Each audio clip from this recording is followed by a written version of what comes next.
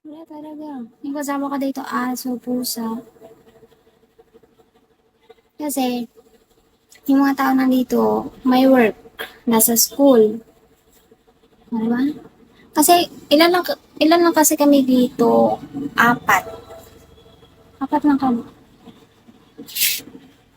Kaya, lagi ako mag-isa. Sanay naman ako eh. May mga work. May mga, kaya nga sabi ko, di ba, ako yung bunso, kaya ako yung palaging mag-isa. Kasi ako na lang yung walang work, kaya ako na lang yung nag-aaral.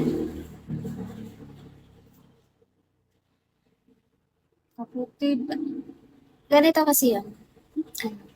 Ano ba? Nagsa-story, may, story, ano na tayo dito, storytelling. Basta may mga work, ganun. May mga work na lang. Okay. So, busy na sila sa work nila.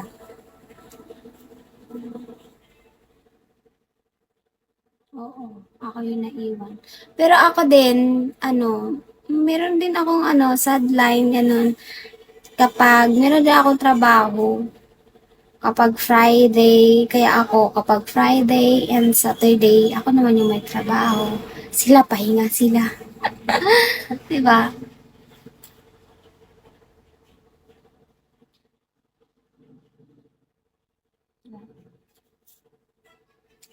Ano sabi? Nagtitinda kami ng ng kakanin. Alam niyo yun? Kapag, ano, Sunday, tsaka Saturday. Ang tumako, sino nagawa nun? Yung mga kakilala namin, kinukuha lang namin sa kanila, tapos binibenta namin, tapos ibalik yung kanilang kapital na, ang tumano na yun. Kaya nga, ewan.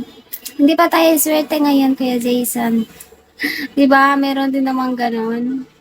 Tinatabal ako, inaantok ako. Pagkatapos nito, matulog muna ako kasi 27%. Oh, kaya matutulog muna ako pagkatapos nito. Mapapa-oras lang ako.